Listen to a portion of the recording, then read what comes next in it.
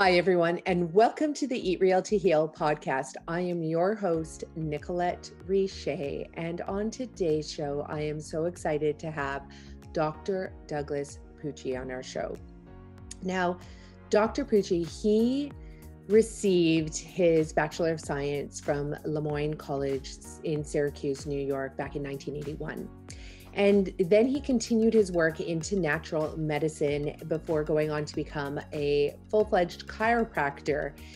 And what's interesting about, Dr. Pucci that I love and why I'm so excited to have him on the show is because, his learning really didn't stop there. As you know, there's so many physicians and healthcare practitioners out there that, they can get by with attending a few conferences. You get points for attending these conferences that apply to your additional learning that you must do to maintain your practitioner license. But, Dr. Douglas Pucci, he just takes it even further. So that's when he went on and he really dove into what holistic healthcare was so that he can give his clients the best possible treatment all around. And when he talks about caring for his patients using holistic treatment, that also includes drug-free treatment. So he went on and became a functional medical doctor, going on and even earning awards. For example, he was honored in 2020 to receive both the Best of 2020 awards for functional medicine in Oradell, New Jersey, and entry into the Trademark Publications Top Doctors of America Who's Who directory with an honors edition for his pioneering work in his field. What I also love about the work that Dr. Pucci is doing as well is he provides very comprehensive testing so that you can get to the bottom of your health care concerns and issues. And he does this by examining these biomarkers that not every other doctor is willing to do, but he takes that extra step and goes there so that you can actually find out the state of your health today so you can implement the changes that need to take place so that you can get long-lasting results. And then going beyond functional medicine, Dr. Pucci went on and he studied neuroscience as well. So he really understands in depth that connection between the brain and the body and how they work together consistently to try and optimize your health just as long as we get out of its way so that our brain and body can do what it's designed to do. So we're going to dive into so much information here that I know that you're going to want me to have Dr. Pucci back on the show. So definitely write to me and let me know if there's any topics that we touched on that you definitely want me to dive into further when we have him back in our show. Now, Dr. Pucci is completely aware of the limitations of our current medical system and that it has on treating chronic diseases. And this is why you want to listen to this show, because as you know, the conventional treatments that are out there are not effective in managing and treating chronic diseases. And when we talk about treating, we're talking about having you be able to be symptom-free from these diseases, not just about using a medication to lower your blood pressure, but enabling your body to manage the high blood pressure that it's undergoing as a result of the lifestyle choices that you are making. Same thing applies to diabetes, same thing applies to autoimmune disorders and more. And this is where Dr. Pucci comes in because he began studying functional disciplines of medicine and the neuro-endocrine-immunology response together with the testing technologies and the nutraceuticals. So those are nutrition supplements, nutraceuticals that are known to, yes, not just manage disease, but also reverse disease as well. And I think that's what you are actually after. When you go to a doctor, you don't really just want a doctor to prescribe the medications. And so that you have, a night table stand that's just full of, 5, 10, 15, 20, maybe sometimes even 30 and 40 medications. I've seen that in many of my clients. That is not ideally how you want to be living. You know that, and I know that. And it's important that you go out there and find doctors who know that too. And doctors like Dr. Douglas Pucci who are going to work with you so that you can clear your night table of all of those medications, maybe replace them with a few nutraceuticals, few supplements, because you can't get everything that you need through food alone. So there's going to be a few additional things that you need because it's not present in our food systems, or maybe genetically your body needs a slight boost. But at least when you're responding to these nutraceuticals, that they often, and in most cases, don't have side effects, not like the side effects we're seeing from all the pharmaceuticals that are out there. So enjoy this podcast and let me know what you think of it. And definitely let me know if there are any other questions you want to ask, you want me to ask Dr. Pucci when he's on our show next, because I know you're going to love this just as much as I love doing the interview with him. Now, on other news, what is happening in the world of the green mustache and richer health? Well, COVID came in and swept us off our feet, not in the loving way, but also in a loving way, I would have to say. It definitely made my family check our priorities. And we realized that, we've been going really, really, really hard for a long time. And when COVID hit and we were able to spend time at home with our families, we were able to be on our gorgeous 1 acre of organic farmland property, we realized we didn't want to be taking care of 1 acre of land. We wanted to pass that over to somebody who loved being out there in the garden and had the time to be out there taking care of all the landscaping and the yard work and everything that comes with owning a big piece of land.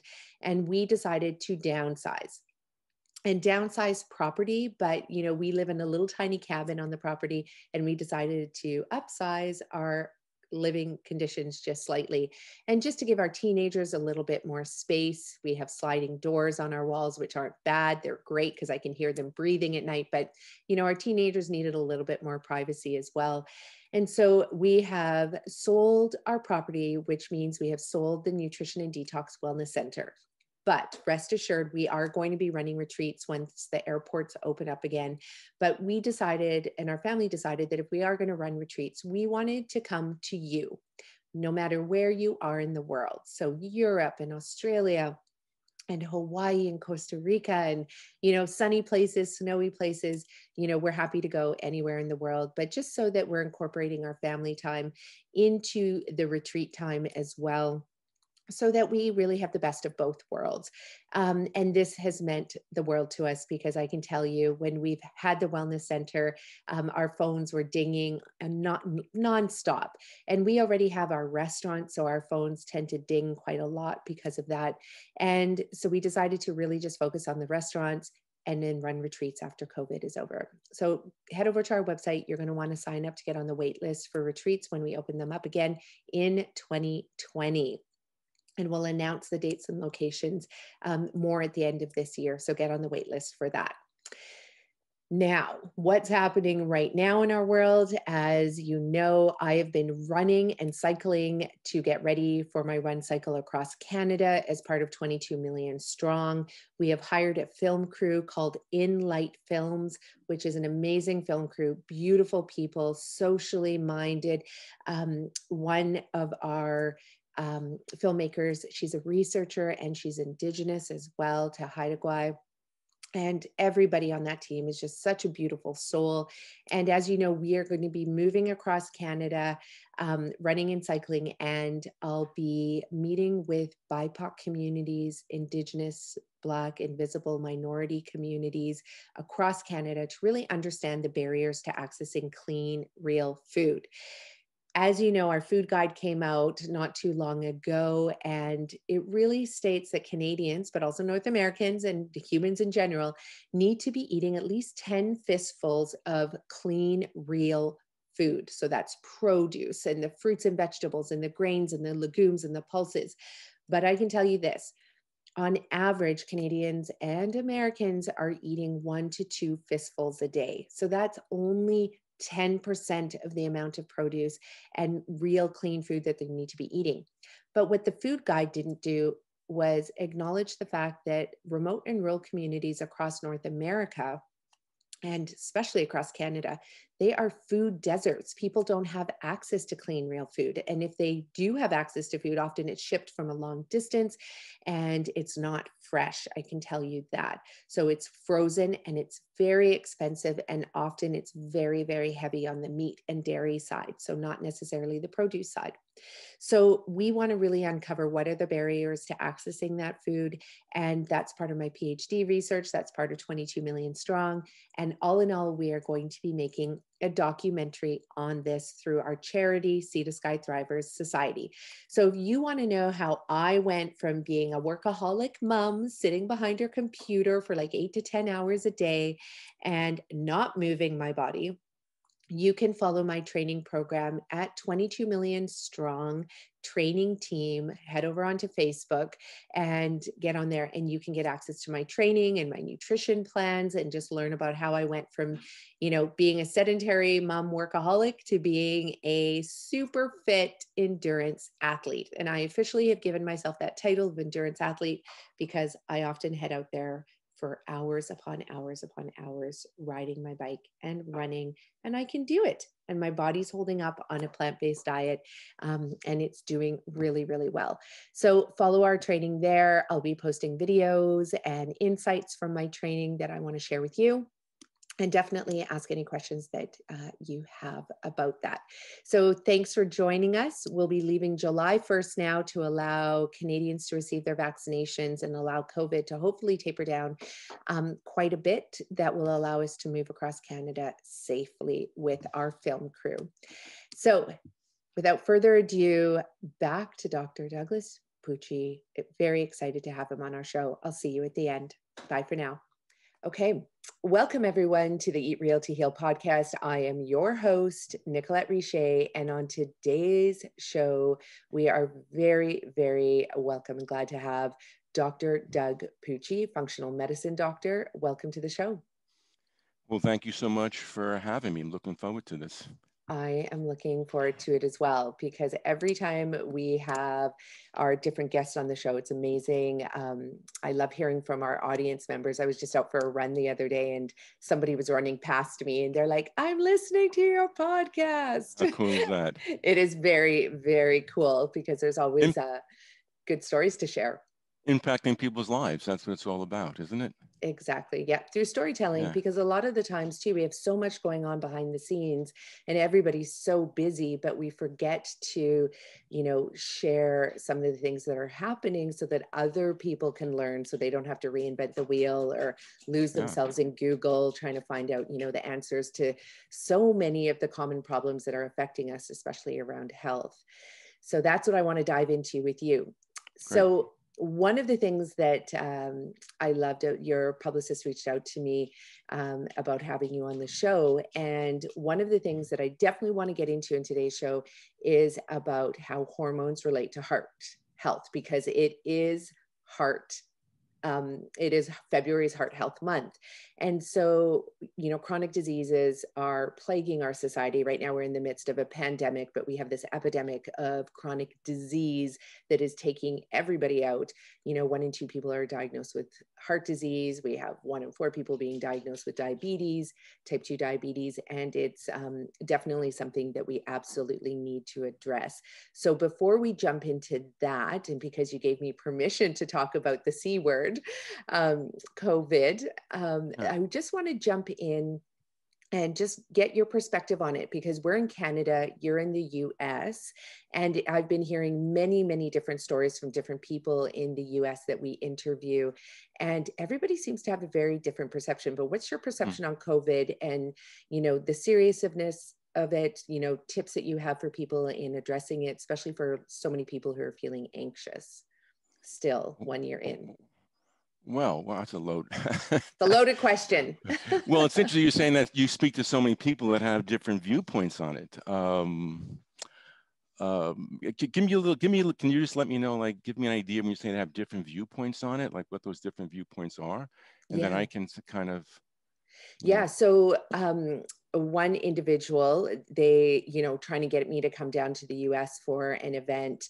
And I had to say, no, I can't come down because we are in the middle of another lockdown. It's our second major lockdown where we're not supposed to move between communities. And this particular individual said, oh, COVID is non-detectable here. What? Yes, that is what they said. So I was shocked because I immediately went, to the databases and started looking at the research. And I mean, it is prevalent. So we have some people, thinking that it's not prevalent and maybe they are in their bubble, but, they're out and about and commuting around and going on trips and thinking that, it's okay to still have lots of people gathering. So I was just curious about that. And that was just about 4 days ago that this person said this to me.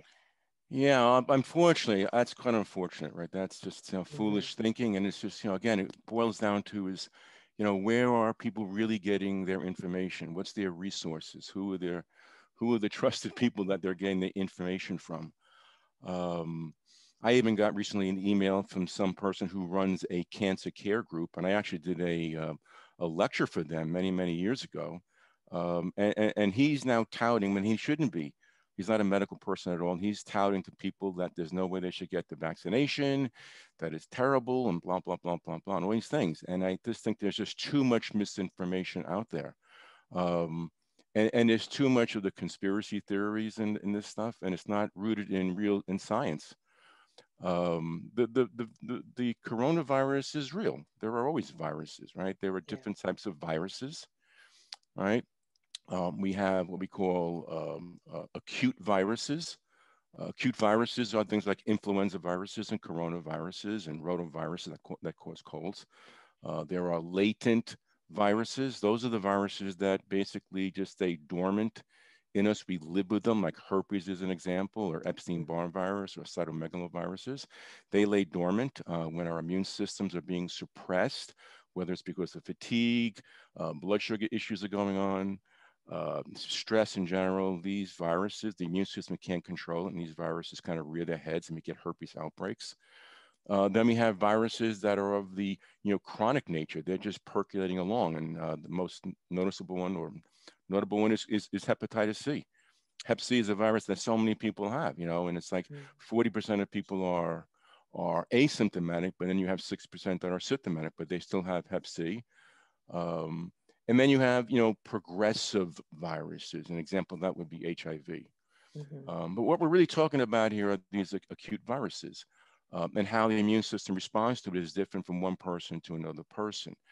Um, I had some person in my office one time saying to me that she didn't want to wear the mask. She thought this was all a bunch of nonsense. And she says, everybody that she sees that gets sick, just gets over and moves on with their life. And I'm like, well, explain that to the 500,000 people who died and all their loved ones who are losing these people. Still, it's foolish. It's foolish thinking. Um, the one thing about this virus in the United States, in my opinion, it has really exploited our healthcare system and Mhm. how poor it really is. Right? It is a system, that is based in sickness. It's a sick care system. It's not a healthcare system. There's nothing about our healthcare system promotes health and well-being. Right? It's crisis intervention, which at times is necessary. Right? But we, as you know, in the real world, right, is we have an explosion of blood sugar and diabetes in this country and obesity. Right? If you think about what are the comorbidity factors that affects people who get infected that wind up with serious complications and get into the ICU and don't come back. It's obesity, Mhm. it's diabetes, it's cardiovascular issues, right? Which is Exactly. affecting over 50% of the population. So it's no mystery that when you get a virus of this nature coming in, that you're going to see a high percentage of these people having serious complications. Okay. Yeah. And so just going off that, it's interesting because yesterday I was just consulting a family. And, every time I do a consult with a client, I say, please invite your family members in because you're about to make lifestyle changes. It's important for everybody to understand the science of the lifestyle change, the art of it, how it's going to be implemented so everybody can support my client in getting better and achieving results.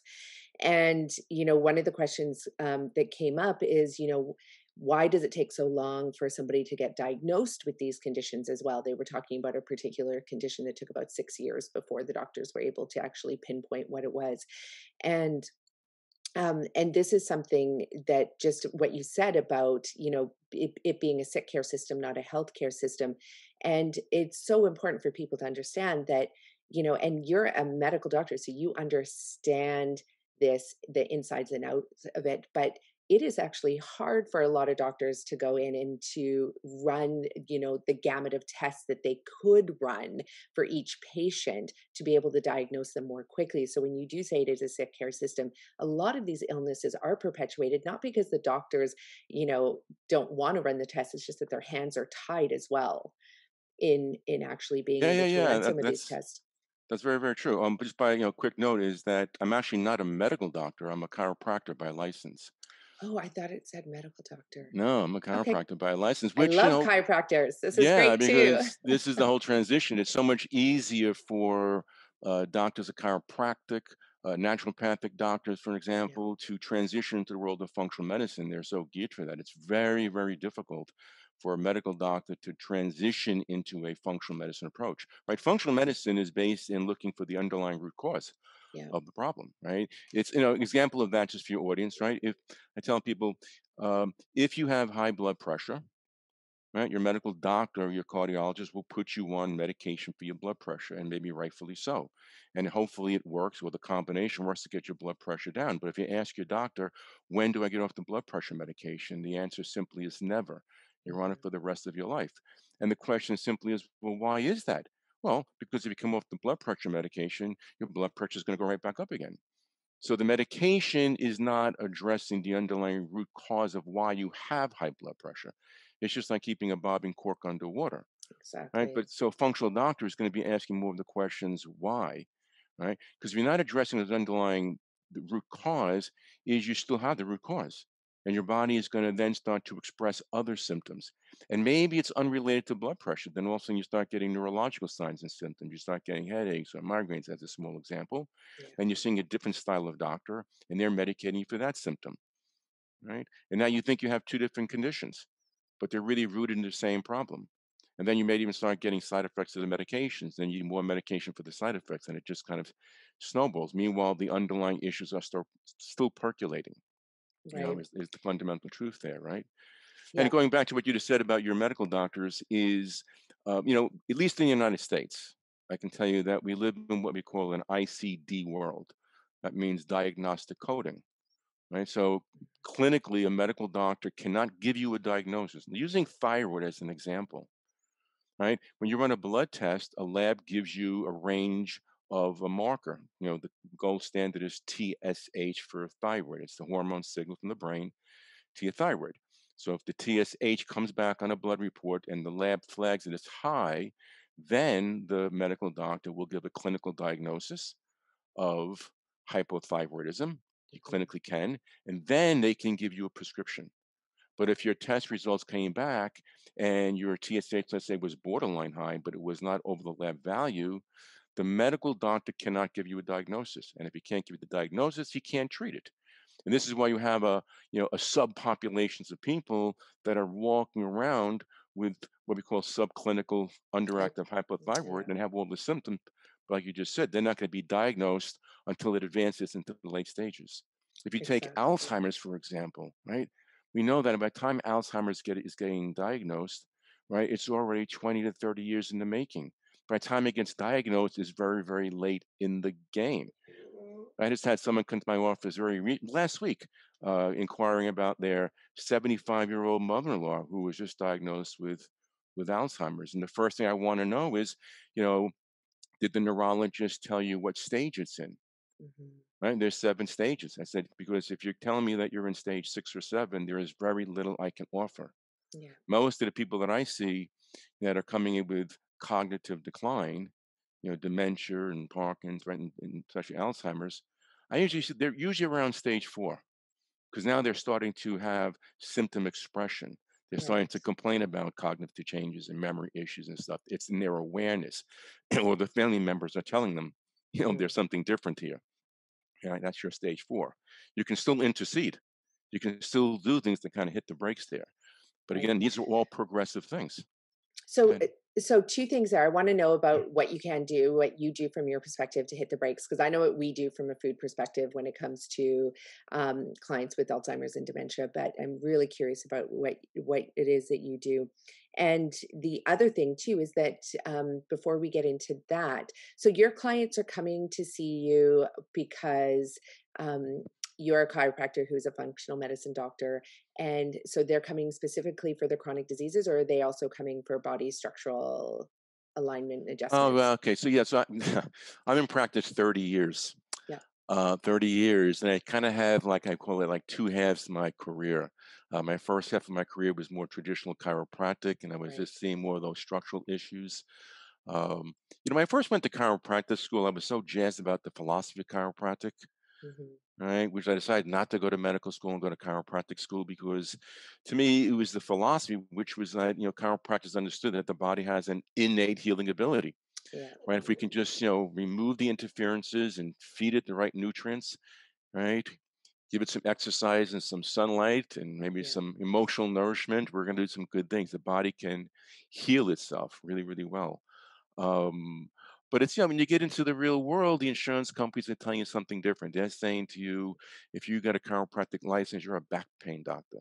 Yeah. And I was kind of like, that's not what I actually signed up for. But yeah, you want to get paid, you got to play that game.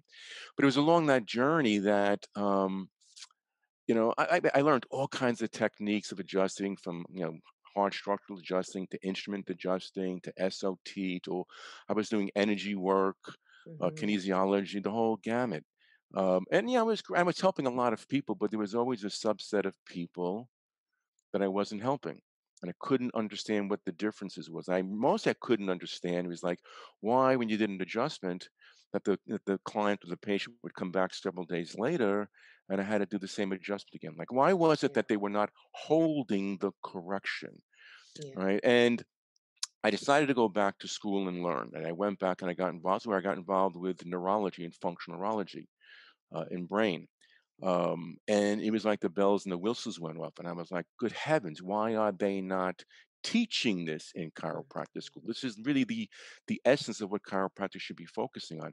What I began to realize is that like 90% of these structural problems were really upstream issues.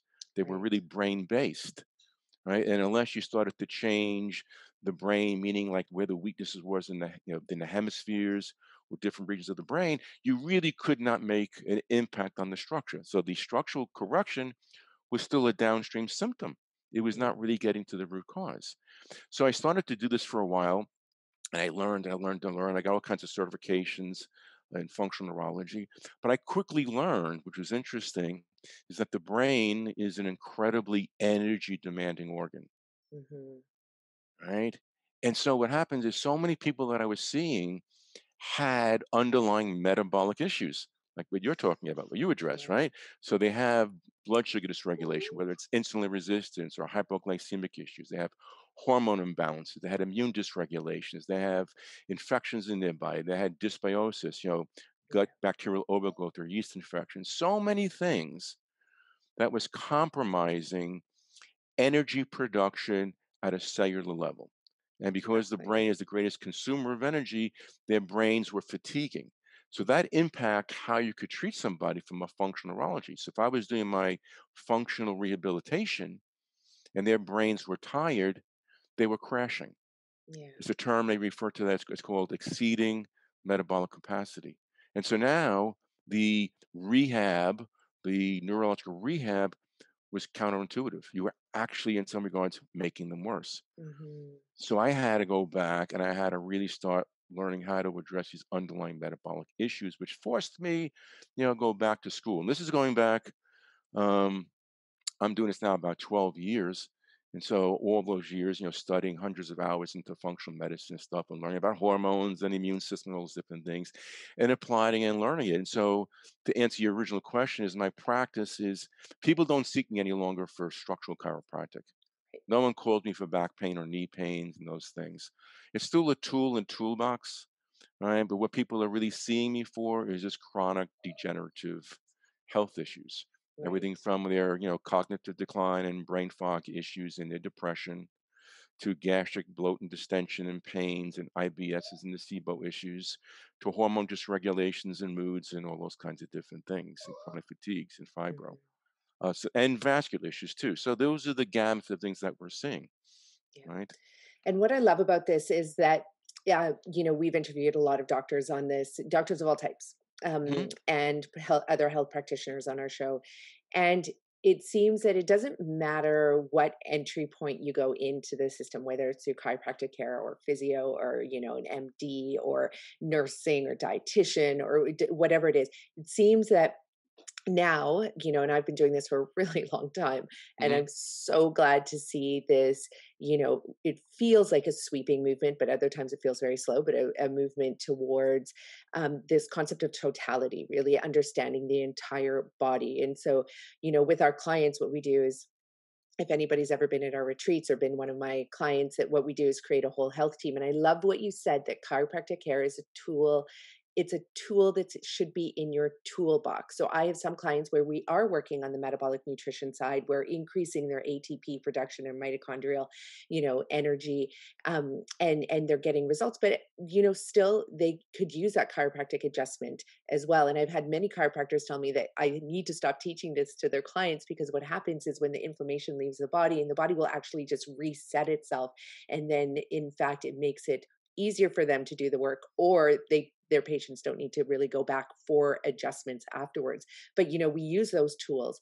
And for me, I have a dream for how, medical school, this integration of, medical school would include chiropractic care, would include physio care, would include, neurology studies. It would include all of these things. And even though doctors get a little bit of that, nobody's really, there's still so much, as discrepancy between, chiropractic care is this field all the way over here, and medical care is this field, medicine is all the way over here, when in fact it all needs to come together and truly come together.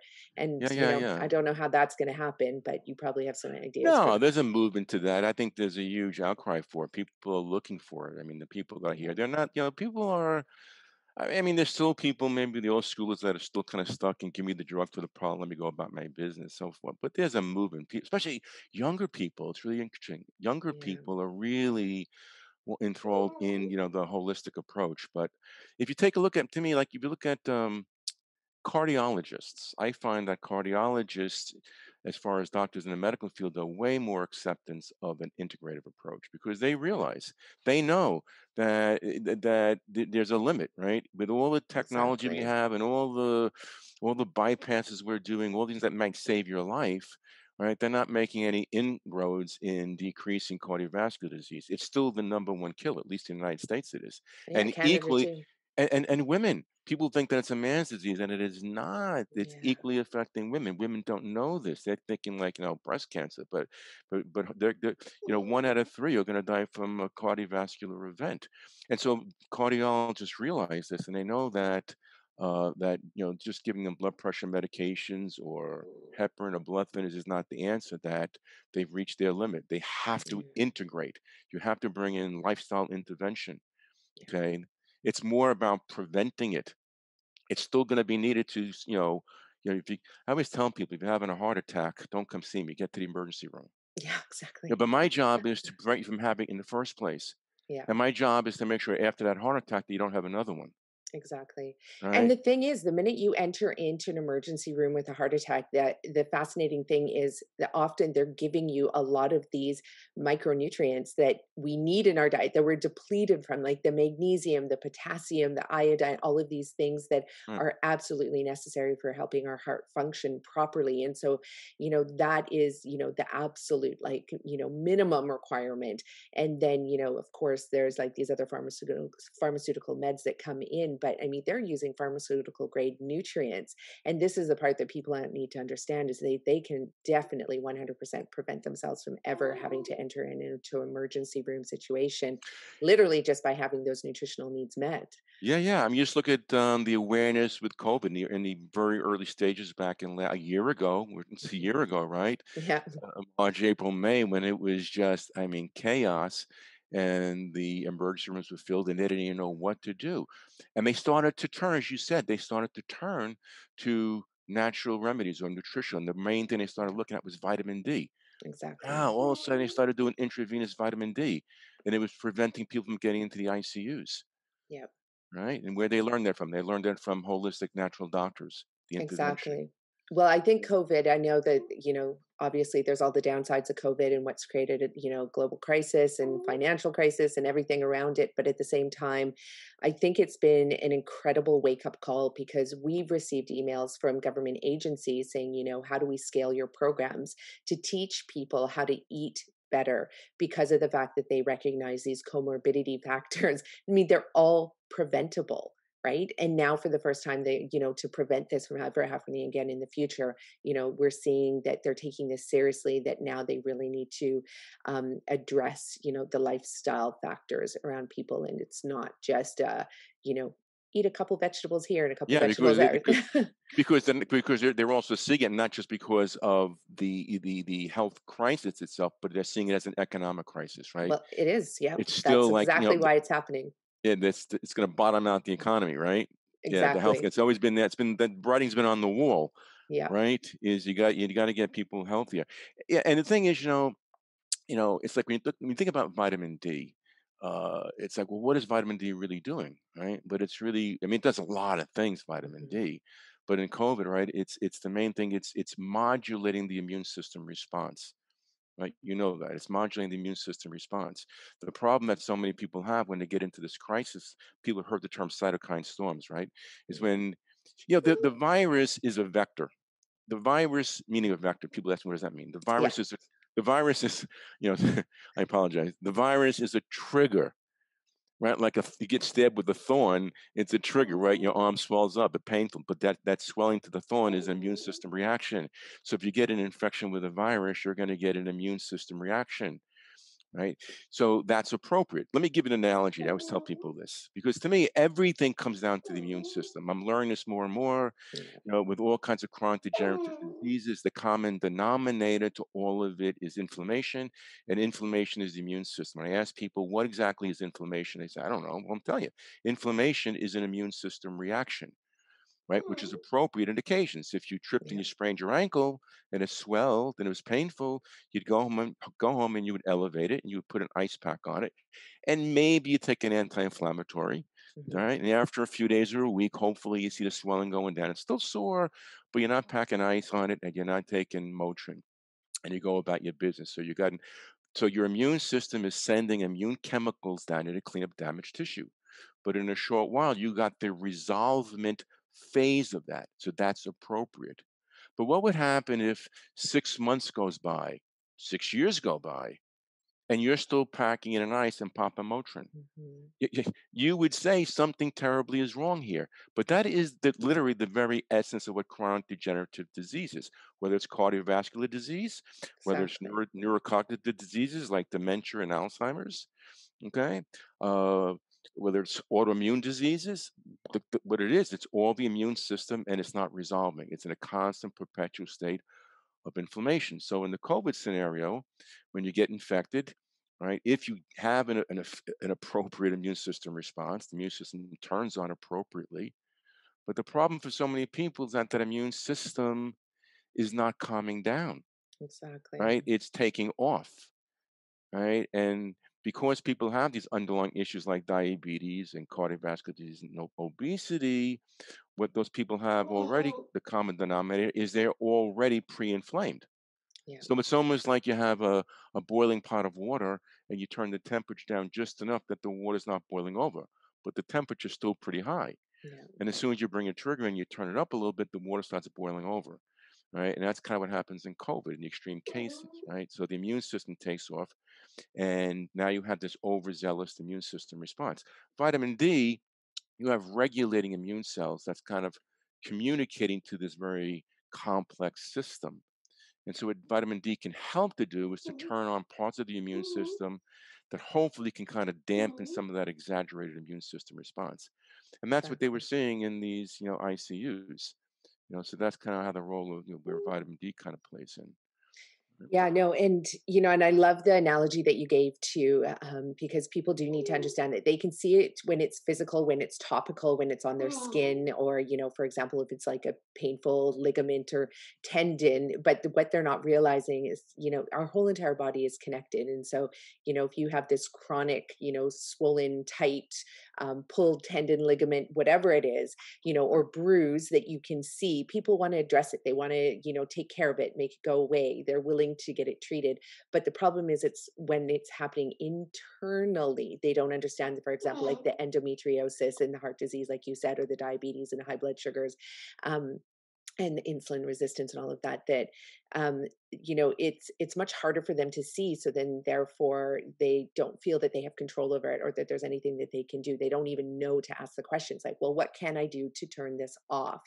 And of course, because they're often being told there's nothing that they can do, that once you get on the meds you stay on them for life, but that Right. is not true. Or once you get diagnosed, I happen to have the Alzheimer's gene, I've had the DNA test. I talk about this a lot in the podcast, and often people will ask me, like, are you afraid? And I say, well, no, I'm not afraid, because I know what I need to do to be able to most likely Right. live that diagnosis. Like, I will die of other causes before Alzheimer's even gets to me, because I make, lifestyle choices. They're going to really keep those genes subdued and turned off. So let's go back to that question, because I know I said I Huh. wanted to address that. So when you do get clients who have dementia and Alzheimer's, early stages, mid stages, what is it that you're recommending for them? Well, again, it all depends. The first thing I need to do is to paint a realistic picture or a realistic expectation as to what is expected.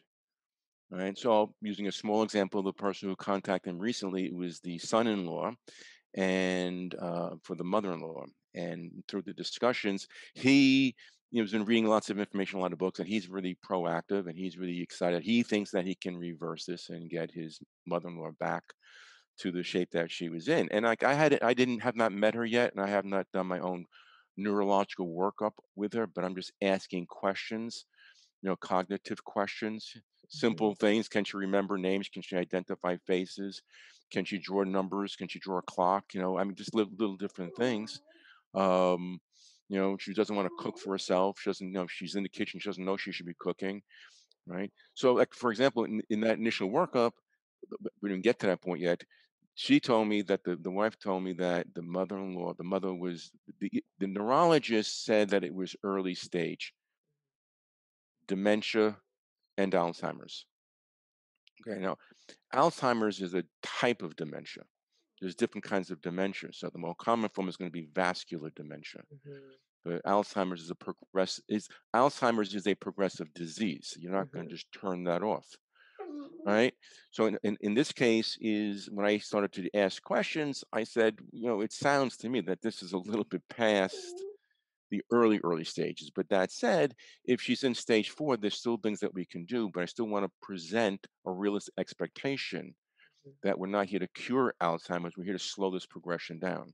But if we can come in and do things, so we want to work on two different levels. We want to work on one is we want to figure out all of the underlying inflammatory triggers. So that's everything from her diet, right, to infections in her body, imbalances in the gut microbiome, hormone instabilities, maybe even checking out for viruses, healing things like her leaky gut, certainly filling the mhm, tool with the right nutrients, right? But if you're looking at her again, because it's inflammation, you're still looking at it from an immunological perspective. And so the first key is how do we really calm down that immune system? How mhm, do we calm? Because the inflammation is going to contribute to the progressive degeneration. So the first key is we got to calm down the inflammation before we can kind of reset the tone for the body. Once we do that, then we need to come in and start applying what I call the functional neurological rehabilitation. And so there through the examination, we might want to find out what regions of her brain are not performing as well as they should. So, and that's just through testing. So, simple example and observation. So, if a person says, "Well, I can't, I can, I can see faces, but I can't recall the names," mhm. that tells me about a certain region of the brain. Yeah. Okay, but then what we might do as an exercise is start to make those associations. So not to get too far into this, but what happens with neurons, right? So your brain is filled with these billions of neurons that are connecting to each other. So what happens in any style of progressive brain or cognitive decline, whether it's vascular, whether it's Alzheimer's, Parkinson's, right? There's variables, but these neurons start to lose the ability to communicate with each other. So it's harder and harder and harder for these neurons to talk, Mhm. right? And as you lose neurons, you're not going to get them back. So what you have to do is you have to bring in activation stimulation so that you can kind of stimulate surrounding neurons to start to reconnect. The analogy I Right. get, this is the analogy. If a person is driving to my office and they know how to get to my office, and then all of a sudden one day they're driving to my office and there's a detour, they don't have GPS. So they're like, "Oh, I'm gonna be late for the appointment." They're trying to find them, making lefts and rights and rights, and they finally get to my office, but I got there, half hour late. Mhm. Next time they come to the office, same detour. If they do it a couple more times, it gets a little bit easier. But then Yeah. all of a sudden, if the disease is progressing, they come to the office, and now there's 3 detours. Mhm. Now it's getting harder to find my office, Yeah. right? Right. But if we can deter and slow down so we don't put up more detours, and we can keep teaching them how to find and get to my office, right? By the practice of doing exercises to stimulate the areas that are weak, we can develop new connections. And Right. so the earlier in the stages of this progression you get, the better the impact you're going to have. That's why if you get to a person that's very late in the stages, they have too many neurons that they've lost. It's Mhm. like they have 20 detours up. It's really hard to get it back. Right. So the earlier the intervention is, the better.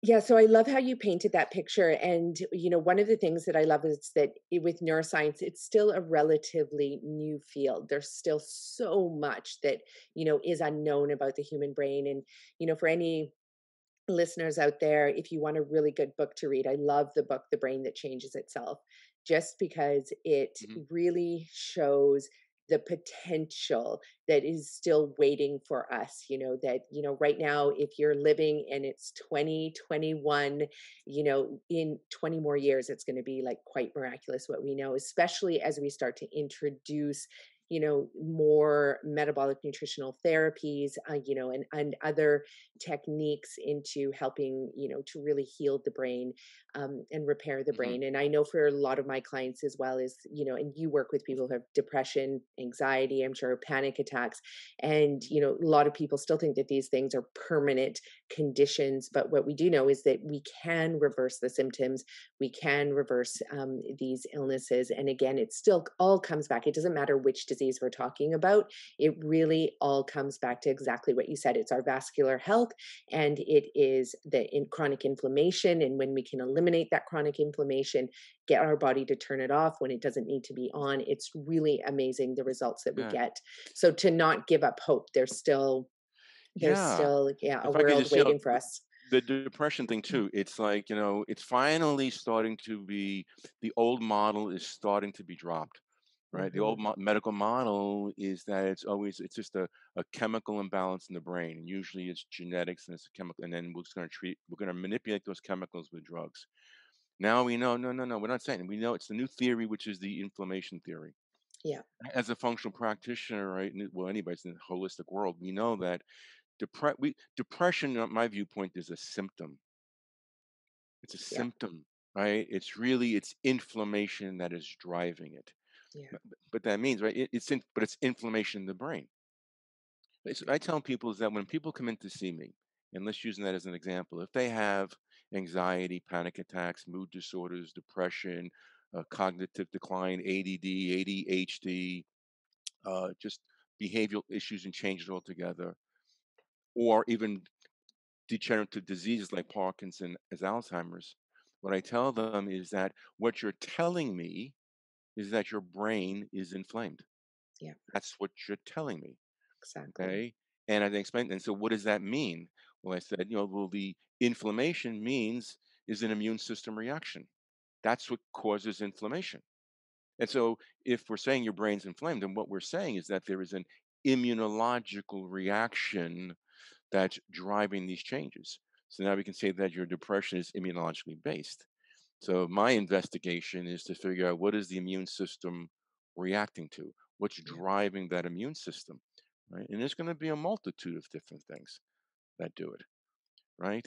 But again, in your world with metabolic stuff, you pay a lot of attention to food and eating, Mhm. right? Which is your gut environment, right? We know we Exactly. have a gut-brain axis, right? And if I can just go off on this a little bit, I know you know these things, but it's No, always funny. tell our audience Yeah, because tell it's you so what, nice when they don't always have to listen to me yeah, explain it. I I'm like, just, I'm not all the right. only one. I'm not the quacky person here. Believe me, this is a real legit thing. Yeah, well, first of all, science has said us. This is why it's tough. Science said to us 20 years ago, maybe more than that, that they discovered a super system to the body, which is known as the neuro-endocrine-immune super system, right? Of ancient healing arts knew this 5,000 years ago, but somehow in Western medicine we're just catching up, right? But what that means is neuro means your brain. Endocrine is referred to as your hormone system. That's all your hormones. That includes your steroid or sex hormones, your estrogen, your progesterone, your testosterone levels. It includes thyroid hormones, it includes stress hormones like cortisol. It's the entire hormone cascade. And some say 70, some people argue 80% of your immune system is in your gut. So you have a brain, hormone, gut slash immune super system. It's one system. Yeah. So you can't have dysregulation in your gut and not have impacts hormonally and not have impacts neurologically. It's just one integral system, right? But when I ask people about the gut environment, right, people tend to think that, because I hear this all the time, they think like the gut environment is some sterile environment. They think if they get infected, that something outside has caused them to get infected. Sometimes it does, right? But they're going to take an antibiotic, and the antibiotic will kill the bad guy. And after a week or 10 days on antibiotics, they feel a little better, and the bad guy is gone. And now they go back to this clean, sterile environment, and off they go. And I'm like, well, that is really the farthest thing from reality. The reality is, it's much more like a science fiction movie. There's Yeah. just right? There's just trillions of organisms living down here, just, billions of bacteria, tens of thousands of viruses. We live Yeah. with viruses. They're not all the enemy either, right? Viruses have a vital role in how our genes adapt and do different things. We have yeast and fungi and protozoas. It's just huge ecosystem. And this ecosystem, these organisms play a vital role on our health and our brain function, our development.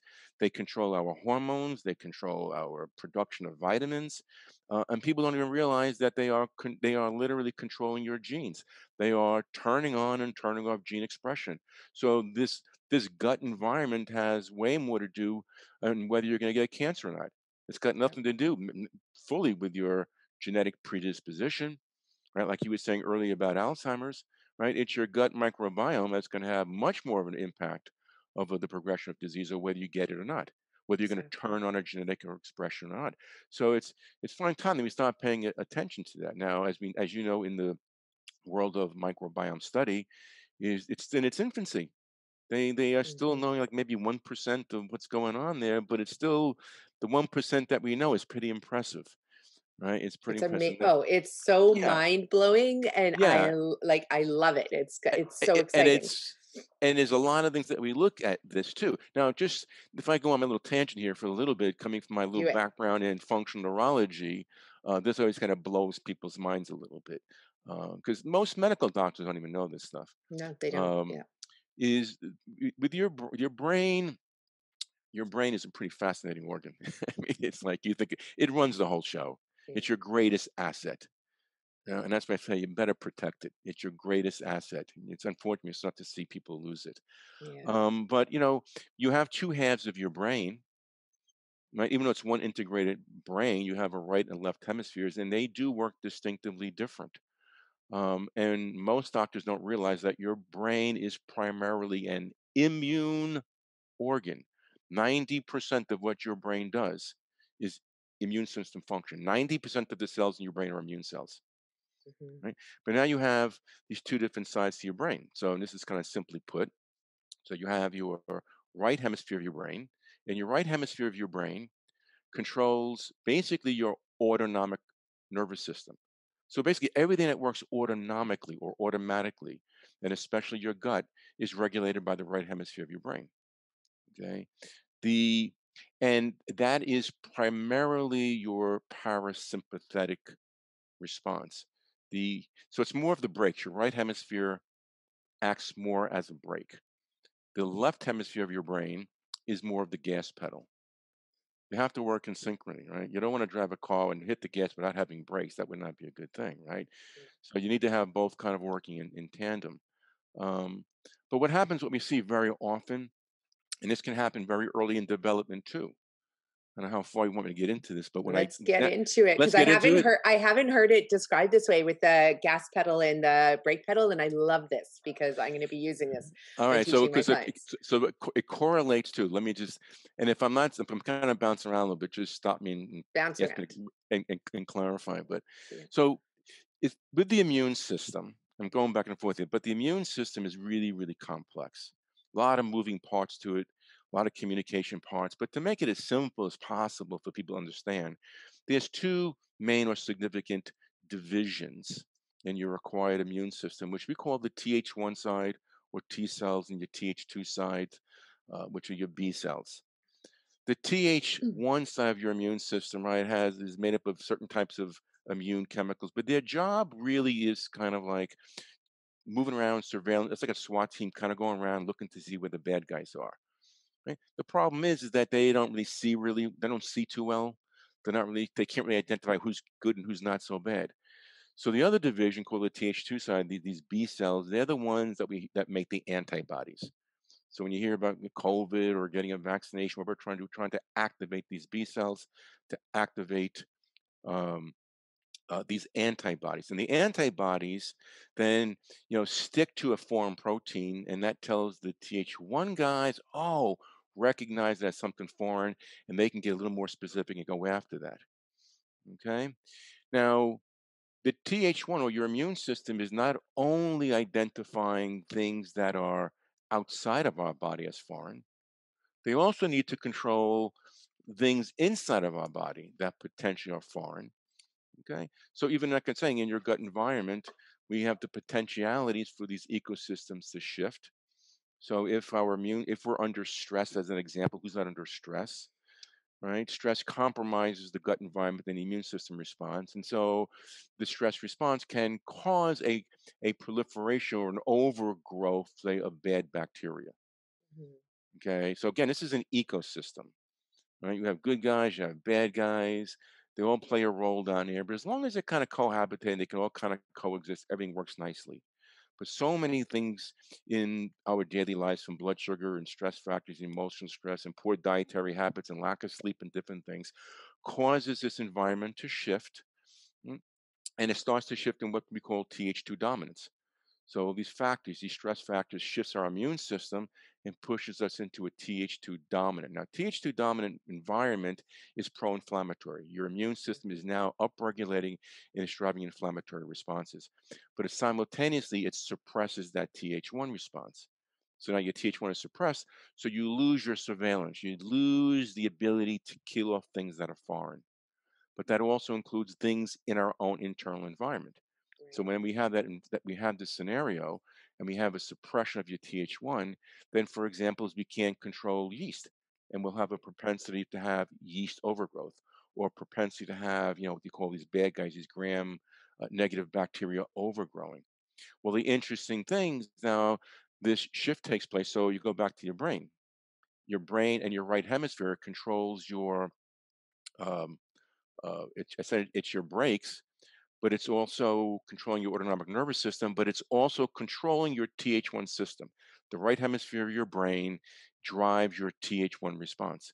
The left hemisphere of your brain is driving the Th2 response. So what we commonly see, right, is people's brains become hemispherically imbalanced. Mm. This is very upstream issues. Yeah. Okay. It's called hyperlexia. And so their right hemisphere is underperforming. They've lost the brakes, and their left hemisphere is hyperfiring. Okay. So what happens? Those can lead to things like AFib issues. Mhm. It can lead to reflex autonomic dystrophies. It can lead to chronic pain syndromes. Right. But because the right hemisphere is deficient, right, you lose your Th1 and you can't then control the overgrowth of bad bacteria in your gut. So that's why lots of times people are coming in and they're doing all kinds of nutritional interventions. and they're taking loads of probiotics, and yet time and time again, you keep retesting them, and they still got the overgrowth. And Yeah. it's like, why is this happening? And one of the missing pieces here is that the right hemisphere wasn't addressed. There was Yeah. nothing done to balance out that right hemisphere. So it's always putting that immune system in an imbalanced way, and it can't control the overgrowth. Yeah. And I And love it's that you brought up the probiotic piece too, because we don't, in very rare cases, would we even use a probiotic at all. And only because, number one, you're getting, sure, billions of, the quantity of a few strains right, versus you do have trillions of different bacteria and, you need that diversity. And so we try and right, address that diversity, in other ways, not through simply just popping a pill. But I do have to say about what you just said. So I'll tell you what arose for me as you were sure. describing this, because I've never heard it described this way. And I love the analogy that you gave. Um, and it's that immediately I'm like, I want to come and work with you because I want the one hit wonder. Like, what is it that you would do to address and balance out the left and the right side? So, and I know most of Oh, us okay, yeah, want that one hit wonder. We want the one treatment, like whether it's the craniosacral or yeah. the energy work or the chiropractic adjustment or the pill. But how do you then work with your patients to be able to balance that out? And what does that look like? That's a great question, and I tell you, it's one of the more frustrating things I face is that people are looking for, the simple solution to complex issues. I know Mhm. you live with that every day. All the time. I understand it. I understand why they want that, but it's really really frustrating because it's complex. They want the magic supplement, or they want the one thing they can take out of their diet or add into their diet, Mhm. but it's not quite like that. But as far as your question about the hemispheres, um, as I was alluding to earlier, though, when my early part of my career, when I was first looking at things from a neurological standpoint, even though I could identify which hemispheres were maybe not, maybe if which hemispheres might be underperforming. Mhm. Right, it's not just the hemisphere itself, right? There's regions of the brain, whether it's the frontal lobe, whether it's the temporal lobe. I'm bouncing around a little bit. I apologize, but if you think about like, it's like depression, we know depression is a frontal lobe issue. It's not in other regions of your brain. So people think like, anxiety and depression are two sides of the same coin. They're not. They're neurologically different. Yeah. Okay, anxiety is taking place in the different regions of your brain. It's taking place lower in mid-central, it's in the limbic system. Depression is not taking place in your limbic system. Depression is taking place in the frontal lobe, and more specifically in the left frontal hemisphere, not in the right hemisphere. Hemisphere, right? But I mean, you look at things like your temporal lobes, kind of above the ear. Okay, it's going to really be more for short and long-term memory, but it's also we have our centers for hearing and for smell. The back of your brain, the occipital region, is more for vision.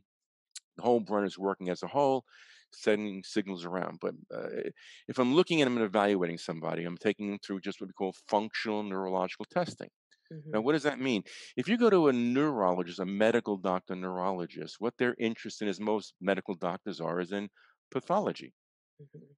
And so they want a couple of easy tests in the office, but basically they're going to rely on an MRI imaging, right? And the purpose of the MRI imaging is to rule out a pathology, a tumor or growth or a stroke.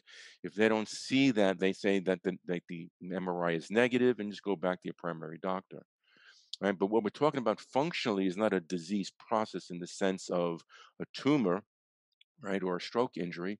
We're talking about that the neurons, these brain cells are unhealthy, so they don't have the energy to fire properly. Right. So there are MRIs that they use uh, in research called functional MRI imaging. They don't have it in the clinical setting, which I don't know why, but in the research is what they do is they actually it's an MRI imaging, but they actually have people do tasks while they're doing an MRI imaging. And when they do that, they can see how different areas of the brain are firing or are not firing correctly. And that would show us where there are weaknesses in the brain. And what I do is in my functional workup is I can kind of imitate what the functional MRI is going to do. So I put people through tasks. It can be eye movement exercises, sound coordination movements, balance exercise. Just by when a person comes into my office, before I even meet with them, I'm analyzing all the intake paperwork. I could Mhm. even just take a look at the intake paperwork and tell by their handwriting what areas of the brain are not firing correctly. I can tell by looking at their handwriting if their cerebellum of their brain is not going, if you see certain kinds of changes in their handwriting. So you start to do a neurological evaluation just from the very time they start to fill out paperwork. Well, I Um, love this. I just have to interject here for yeah, just two really quick stories. Number yeah, one, in the brain that changes itself. Oh no, sorry, not that book. Brain on Fire. they're fine. That was another great book where, and that's exactly what happened. Is a neurologist came in and had the patient who was, expressing all of these basically psychotic episode-like behaviors, and they couldn't understand what was wrong, and they basically had her draw. He had her draw a clock, and she drew all the hours of the clock on one side of the clock, and Hmm. how he was able to show that she had inflammation in one half of the brain, and probably and even more where in that portion of the brain. And it was like this one simple test didn't require MRI. Literally, he had her draw a Right. picture of a clock. And then the other thing that I just had to address is I've always been really curious as to why my handwriting changes so drastically, based on whether I'm tired. I can guarantee it's based on what I ate the day Right. before almost. And I've always been curious, and I've really noticed it since I was a little girl that I would even write in the opposite direction. So as a left-handed person, but writing with my right hand. Um, and so I have a feeling that that probably means Yeah. is So if your my handwriting brain is, is yeah, yeah. firing. There's two things. If your handwriting is, there's different ways to analyze the handwriting. So if your handwriting, you're noticing your handwriting is changing after a period of time, there's a fatigue issue there. Yeah. So that's an endurance problem. Hmm. That's an indication of brain neurological endurance problem. That's your metabolic stuff right there. Yeah. Right? So if you go into hypoglycemic states or even insulin resistant states, right? That's a fuel delivery problem. That's what you're noticing there. Yeah. Okay. Yeah, that's how that goes. If a person's handwriting is getting a little sloppy, right? There's some endurance problems there, but that's more related to the cerebellum that coordinates the movement. So let's say to Yeah. me, like, my handwriting is changing over the years. It's getting more, it's not legible any longer. Yeah. That's an indication of the cerebellum of their brain, Yeah. right? So Interesting. it's like, yeah, like if you get into like some of these things, like here's a topic that I think is kind of an interesting way to kind of tie a few things together in this world. It's like a condition called pandas or PANS. You've heard that? No, this Pedi- one I uh, haven't. no, no. No, how do you spell it? So there's two. There's PANS and PANDAS. Okay. That's pediatric autoimmune neurological Syndrome. disease or psychiatric disease. Okay. Okay.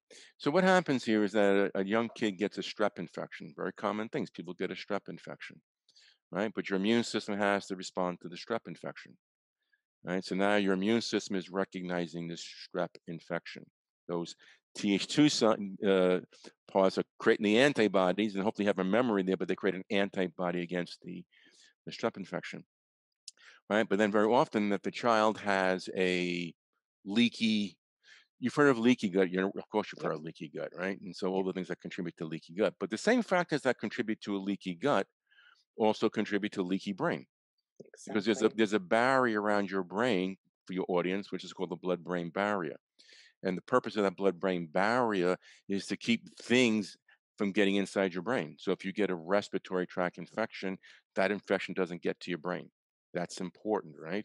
But that blood-brain barrier can open up very easily. I've had 4 concussions that I know of in my life playing Hmm. sports. You get a concussion, the blood-brain barrier opens up. So the toxins in me, the mercury in my body from my dental fillings, goes to the brain. Exactly. Okay. But what's really important is not so much if it gets to the brain. The real question is the immune system reacting to it? I'm kind of bouncing around again, but that's the most important thing to understand. And Yeah. there's a lot of people that worry about heavy metals all the time, right? Heavy metals, heavy metals, heavy metals. But it's like, we all have heavy metals in us. The question is, the question is your immune system reacting to it? That's the Exactly. problem. That's what we want to know. If there's no immune reactivity to it, then you just don't go chelating it out. You leave it alone, Hmm. right? But with pandas, is you have an immune system that reacts to this strep infection, pretty common. But if there is a breach in the blood-brain barrier, right, then the immune system antibodies cross reacts with certain areas of your brain. Okay, so it cross reacts with an area of the brain called the basal ganglia. Mhm. Okay, and the basal ganglia, that every brain has an influence over movements. So certain parts of your basal ganglia control the initiation of movements, and certain areas of your basal ganglia inhibit movement. So in order to actually be able to get up and walk down the street, you have to have both of those things working. Mhm. In Parkinson's disease, it's a disease where there's degeneration of the basal ganglia, right? And so you'll start to see things in the early stages where maybe they can't move so well. You'll see. So when people have a tremor, resting tremor with Yeah. Parkinson's, what that is a degeneration of the basal ganglia, and you're not inhibiting the movement. If I put my hand there, it should be steady. But if I can't inhibit that, it just keeps moving on its own. So that's a sign of basal ganglion demise, right? In Mhm. later stages, you'll see a person with Parkinson's and they can't initiate movement. They try to get up and walk and they can't get going. And then they can't, very sad, right? Or they can't, Yeah. they call it a stone face, right? They can't make facial expressions because they don't have that initiation of movement. But in pandas, okay, what happens is the immune system is reacting to strep, and this is the complication with the immune system, right? It reacts to strep, but it cross reacts with an area of the brain, Mhm. meaning that this area of the brain, the tissue, the basal ganglia, looks similar to the strep. I know that sounds crazy, but the immune system can't differentiate it. So now it's reacting to that. It goes a Yeah. little bit further. It goes a little bit further, right? So then the child starts to develop. The mother says to me, "Okay, well, my kid got the strep infection, and 3 months later, this kid has like almost like Tourette's syndrome. Yeah. Can't stop moving, has all kinds of blurts and tick movements and stuff like that, right? And then you have then you have food cross reactivity. So then your person you have so okay, well, we know that the person now develops a immune response to gluten. So gluten, as you know, right, is a protein Yeah. found in wheat, rye, and barley. So it's very reactive to so many people, but it has cross reactivities with the basal ganglion. So because the immune system now has put an antibody against the basal ganglion, when the child is eating gluten, the immune system is eating gluten, and it's cross reacting and it's causing more destruction to the basal ganglion, and that child's neurological signs and symptoms are progressively getting worse. And they're Mhm. going to neurologists who are just saying we don't know or Yeah. medicating them, right? But now you're having a progressive connection between the food proteins that they're eating, turning on their immune system, causing more aggressive destruction to their brain. And the same thing can happen with Alzheimer's disease. I ran an Alzheimer's panel on myself, not the gene test. Mhm. You ran the gene test, right? Yeah. Like you said, I agree. If I had a gene test and it said I had a 75% predictability for developing Alzheimer's, I'd be like, oh, that's terrible. But what could I do to express the 25%? That's what I would want to know, right? So Exactly. when I start running the antibody profile against Alzheimer's and I look at these markers, it's telling me whether my immune system is identifying something. So for a small example, cross reactivity, I kid you not, is canned tuna. We know that canned tuna fish specifically, not fresh tuna. Canned tuna fish is a cross reactor with amyloid beta in the brain. Hold on. So let's just, we have to go back and slow this piece down and Okay. explain it a little bit more. So you ran what test on yourself? I ran a What is it test. called? It's called an Alzheimer's link panel. It's through Cyrex Laboratories. Okay. So an Alzheimer's link panel, and this hmm is looking for the antibodies? So yeah, it's so again, it's what you really want to know when you're Mhm. testing. When you're testing foods, you're testing viruses, you're testing body tissues for autoimmunity. You got to know, that's what I'm saying. It's all about immunity. You got to know if there's Mhm. antibodies against certain things. If Right. there's antibodies against, I'll come back to the Alzheimer's in a second. Like, I'm going to use thyroid as the easiest example. If Yeah. you have antibodies against your thyroid gland, your immune system has produced an antibody. It's an immune marker, right?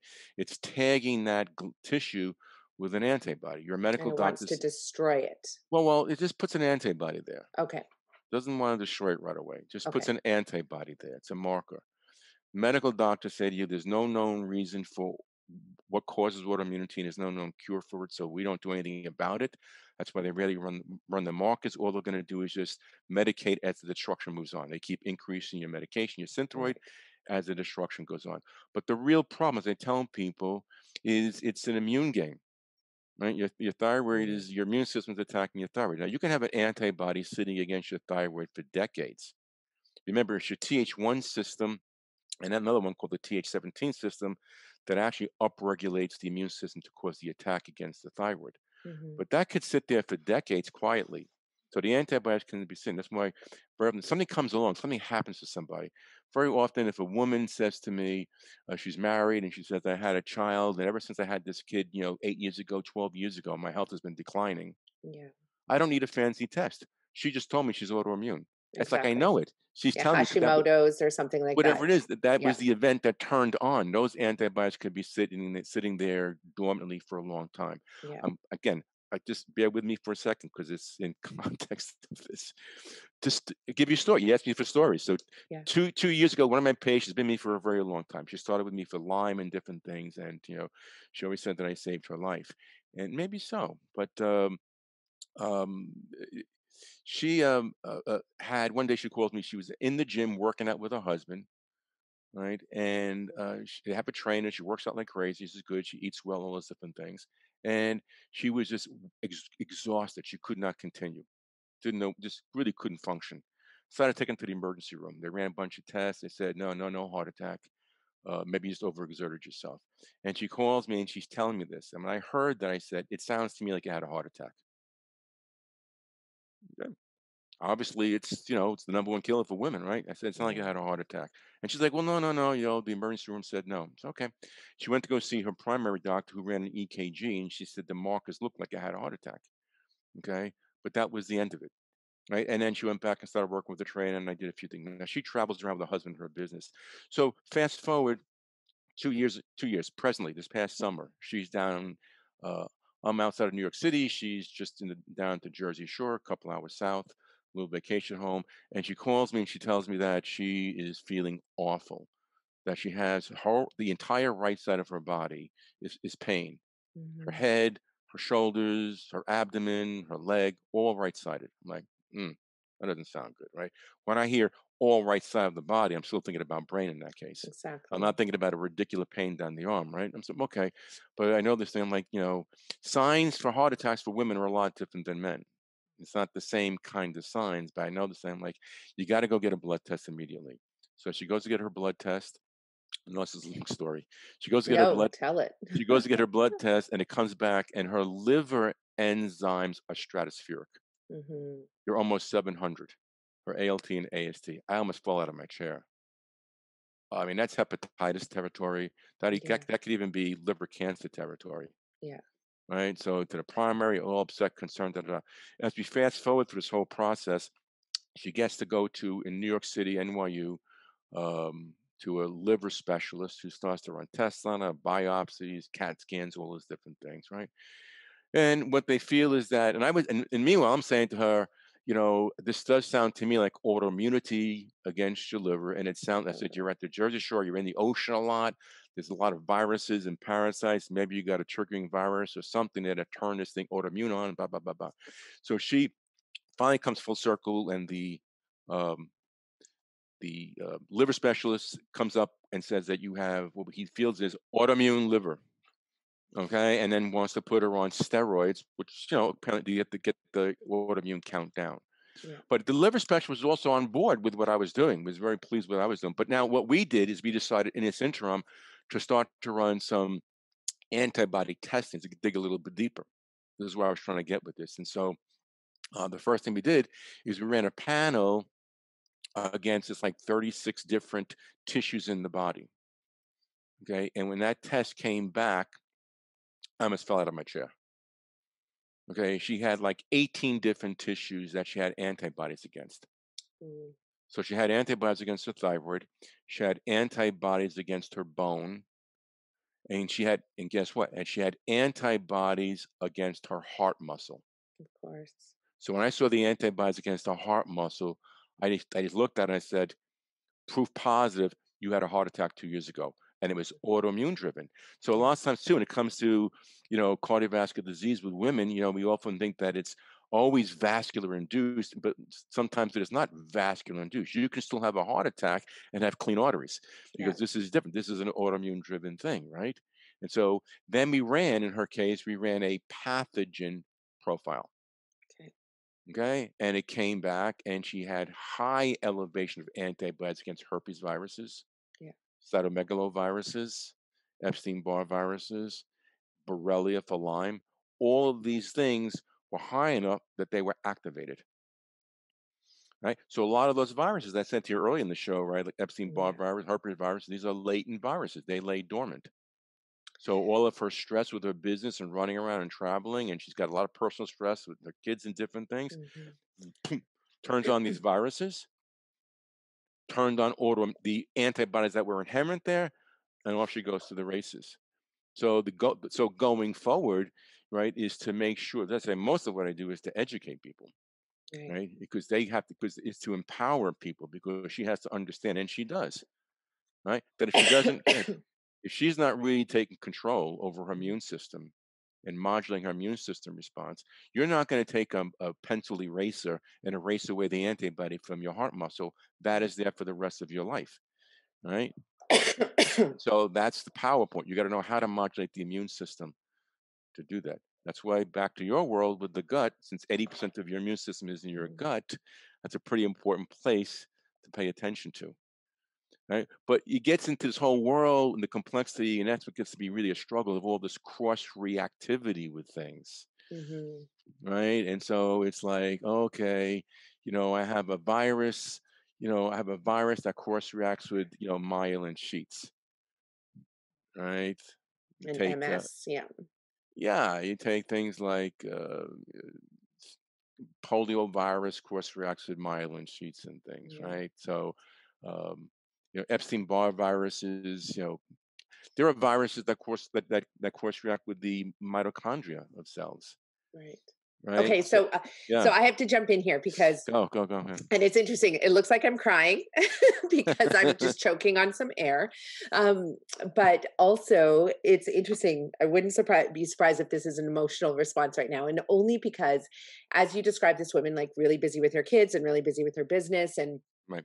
I don't know if you know, but I'm right now training. I I train saw anywhere that on about your website. yeah, Yeah. to run and bike across Canada. I have 3 kids. I have multiple businesses. Yes, for sure. I have a lot of stress in my life despite like knowing how to breathe and manage and do yoga and eat well and all of that. Like I know there's a lot of stress for sure. Um but I was like picturing myself running across Canada, having multiple little minor heart attacks, and all of a sudden, feeling a little bit, I have to admit, feeling a little bit scared. So, what is it? So, I'm going to personalize this entire podcast now to be Oh about yeah. me. Yeah. So, what is it how did you educate this woman? Like, what are the actions that she took where she then came back to you and said, you like saved her life? So, I want to know. Well, And she's I'm been a sure pain. our audience is like, okay, that's great, but what do I do? That's what they want to know from you. I mean, she's been with me for a lot of years, and she's Yeah. already kind of living a healthy lifestyle. But I'm saying to you, even when you live a healthy lifestyle, um, so let me try to give some context here. So, like Hmm. using you as an example, Yeah. right? And I'll use a look. So a woman comes to me. This is very recent. She is 51, divorced, raising 2 kids. She's stressed out because one of her kids is going to go to Japan in the Navy and going to be there for 6 years. Um, she works a job that she works, 8 hours, 9 hours, 10 hours a day, 6 days a week. But she used to be a bodybuilder. Now she isn't, but exercising is really part of her thing, and she does personal training. Hmm. Let me give it. So her symptoms is that she has for most of her adult years, this is going back over 20 years, it's in my daily migraines. I don't know how a person lives like this. Yeah. I mean, to me, headaches are like one of those things like, whew, right? But I mean, and I even said to her, I said, have you been clinically diagnosed with migraines? And she says, migraines. And she says, literally on a daily basis, some days worse than others, but yeah, whew, right? Chronic fatigue. She's diagnosed with fibromyalgia, all kinds of pains, daily headaches, gastric problems. Okay. She has constipation is a problem, depression. Who wouldn't be depressed? Exactly. Right? A medical doctor would just say you're depressed and put you on antidepressant medication, which she's Yeah. she's tried those things, right? But this is how she's kind of living. I forget a bunch of other symptoms. So she's working with me. She's under my care now 4 months, right? And this is not typical for somebody with this kind of severity, but no migraines, Hmm. And I said to her, you haven't, you were living with migraines for 20 years. And now you tell me you haven't had a migraine in over 4 weeks. Yeah. She's like, yeah. Um, her dizziness is gone. Her pain is almost zero. From 0 to 10, it's almost at zero. This is not typical. I mean, people Mhm. take much more than 3 or 4 months typically, but these are the kind of inroads. But see, one of the key things I'm talking about, I'm just saying it to you, is she used to get up too because she was training people. She was a trainer for people. She was getting up at 4 o'clock in the morning because she wanted to go to the gym. That was really important to her. And she would go to the gym and she would exercise and then she would train 1 or 2 clients and then she'd head to work. And I'm like, well, what time are you going to bed at night? Right? And you're getting up at 4 o'clock in the morning. And when you go to the gym, are you even eating any food before you go to the gym? Yeah. I'm like, is your blood sugar too low when you go to the gym? I'm like, like what I'm getting at is that her stress level is through the roof. And it's not just Mhm. emotional stress. Now we're talking about physiological stress, right? Yeah. Because of lack of sleep, stress from overtraining, because she was overtraining because she wants to lift heavy. She's still caught up in that mentality, right? But Yeah. she's working out almost every day. Then she's going to work, and then maybe her blood sugar is not correct. So now what she's doing is she doesn't have that recovery period. Anybody who exercises, the recovery period is more So important important. than the training part. Yeah. Right? And she doesn't have that recovery point. So her body now is going into crisis mode and she's pumping out stress hormones. And those stress hormones, cortisol and adrenaline, are having collateral effects. And those are now dysregulating her estrogen progesterone relationships. It's causing depletion of estrogens, and shifting into testosterone dominance. These things are having an impact on her brain. Her brain's becoming inflamed. Her brain is now shutting down her gut, right? Because of that Yeah. access. So now her gut's becoming dysbiotic. Now she's getting overgrowths of yeast and overgrowth of bacteria. It sounds overwhelming, right? And it is, Yeah. But but it's all connected. It's all it's all connected. connected. So you just can't say to her, "Oh, here's your handful of supplements, and I'll see you in 6 months." No. No, no, you got the big picture. Right? So the first thing I got to do is to, on a number of occasions, educate her, reinforce her, support her, and get her to change her actions as far as the exercise was going, because she was killing herself with trying to be healthy, Yeah. right? And not doing. Now she still goes to the gym, but she does it differently. She gets her blood sugar under control. She Hmm. eats when she's doing that. She doesn't take on as many clients, and she's not working out as intensely. She's changing the style of exercising, Right. right? So instead of going so heavy, it's higher reps and doing. Anyway, still changing exercise protocols. We put a lot of emphasis on her gut environment. And yes, we come in with certain types of nutraceuticals. It's not cookie cutter. Yeah. I mean, Everybody's going to everybody's be different. different. Yeah. Everybody's different. And also it's like, what can a patient manage? So some people, you give them 3 products and they're overwhelmed. Yeah. Okay. You can't go further than that. Other people can take 20 products. Then there's also a budget. How much can people afford to do and not afford to do? So you have to try to kind of, what I always say, kind of biggest bang for the buck, right? Even when it comes to functional laboratory testing, like there's a lot of functional lab testing out there. They're Hmm. all really good. They all have value to some degree, right? But I explain to people there's no one lab test that gives you all the answers. It No. doesn't exist. I wish it was, but it doesn't exist, right? No. So you got to kind of pick it apart a little bit. And what I try to do is to figure out which tests or combinations of tests are going to give us the biggest impact, the most information, and we can take action on it, right? It's like there are some tests I'm like, I don't, we can do it. I don't think it's a high priority because it's not going to change our action. Exactly. Okay. Now, some people will test people, so I'm like, okay, let's run the test. If you need me to do a test to prove you have a gluten sensitivity, let's do it. Yeah. Or you can take my word for it. Yeah, and I'm Okay. somebody who would do the test because I'm data driven and I love to see data on paper. I That's can fine. also afford it, not entirely, That's the but I can key. afford it. So then That's the I'm key. going to do that.